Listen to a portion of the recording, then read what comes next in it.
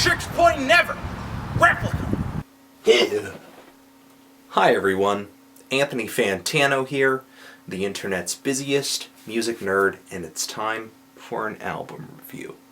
Oneohtrix Point Never, Replica. But I'm just going to refer to the project as OPN from now on, because that's easier.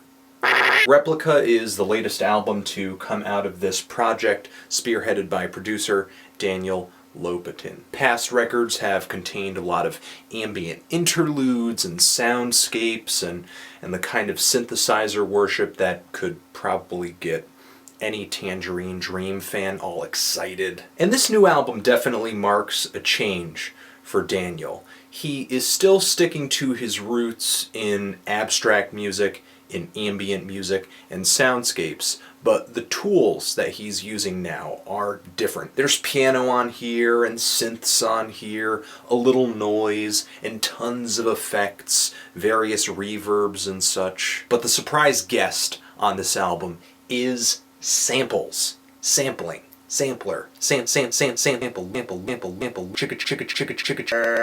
Replica is an album that is heavily indebted to the art of sampling. And it really changes OPN's compositional style. Instead of dealing with individual notes or drones or chords or something like that, OPN is now building tracks with blocks of sound, slivers of looped sounds, but still manages to maintain this soothing and mostly ambient and thought-provoking approach. And I think because of this creative and interesting mix of synthesizer worship and ambient music and sampling, this album kind of ends up pushing boundaries in the art of sampling music. And maybe inadvertently, because when OPN was putting this album together, I don't think he was thinking of artists such as Steinsky or the Dust Brothers or DJ Shadow or the Avalanches, or the Books, or Matmos, or Girl Talk, or any number of other Plunderphonics or collage music artists. But with all these sound clips that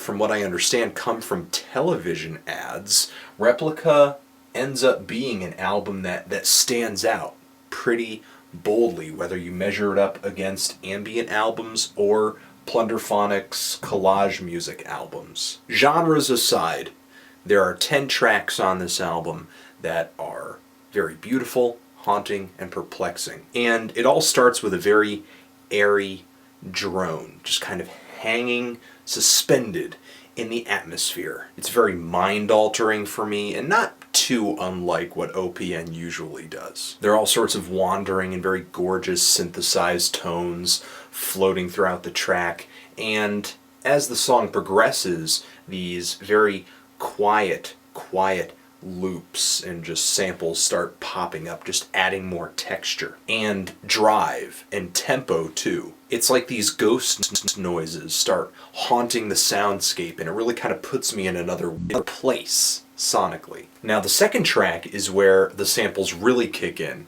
and originally it was my least favorite track on the album, and now it's one of my favorites. The way the loops have been chopped on this particular track, on a lot of tracks on this LP, felt really obnoxious and maybe sort of lazy to me at first. But once I was able to kind of hear past the fact that I'm listening to loops, I was getting into the tempo, and I was hearing the detail that is loaded into this song in particular behind the sampling. Because as the track progresses, I'm hearing a lot of sounds that to me are a little difficult to describe because I don't completely understand or know what they are. I'm hearing some flutes, I think, and various effects bouncing off of one another, lots of different synth textures. It's a very intriguing track. The track Child Soldier is really choppy as well, but it throws even more detail into the mix with this manipulated, chopped and looped singing, all of these synthesizers, some of them kind of airy and light, some of them very noisy and just squawking. It's like all this chaos set against this very sharp rhythm and eerie singing loops. It's kind of like hearing this beautiful thing get built up and then smashed into 1,000 pieces. There are more tracks on here though, like the first track where OPN's more ambient side intertwines with these samples, like tracks such as Explain or Remember, but I think it all comes together best on the song Power of Persuasion. All these really shuffling piano loops repeat over and over and over, and it creates a really kind of tense and eerie and pretty atmosphere, and it all kind of gives me this mix of different emotions that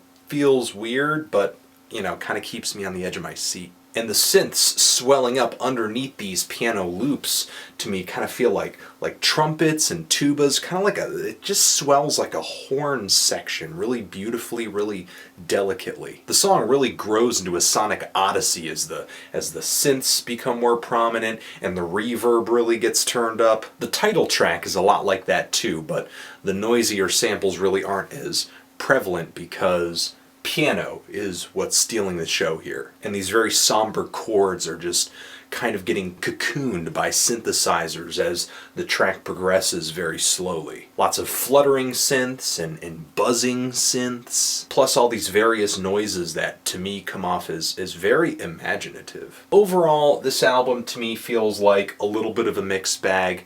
You've got tracks that feel like they're nothing but samples, and then you've got moments that feel like there are no samples at all, and it's just kind of like a synth drone. And while stylistically you do get kind of a range of ideas on this album, I feel like emotionally all of these ideas end up coming from roughly the same place, which at the end of the day kind of makes this album feel pretty cohesive to me. Now, there are a few negatives. A couple negatives for me. For one, close inspection reveals that working with samples can be really fun, exciting, and kind of invigorating as far as finding new sounds. When you're trying to compose a song based on samples, lots of questions can come up, like, how do I introduce this new sound? How do I swap this sound out for another sound while, not really losing the pace or the feel of the song? How do I develop this? How do I change this other thing? Samples sometimes are really not all that malleable. Because of that, there are moments on this LP that kind of lazily rely on fade-ins and fade-outs. Because introducing a sample or getting rid of a sample, it doesn't really seem like there's a better way to do it. And there are some spots on here where some ideas and sometimes entire songs just kind of end and just bite the dust because it sort of seems like they've hit a dead end. The track Remember feels like that to me, and the song Up, which has a really great introduction and a really great end, just has kind of like these two different parts at its start and its finish, but these two sections just like crossfade really sloppily into one another at the midpoint of the song, which really kind of kills the flavor of it. Tracks like these to me just don't showcase the same amount of detail and grace that a lot of tracks on here do. But outside of that, I am loving the experience that I had with this LP. It did take a while for me to really kind of get into this thing though.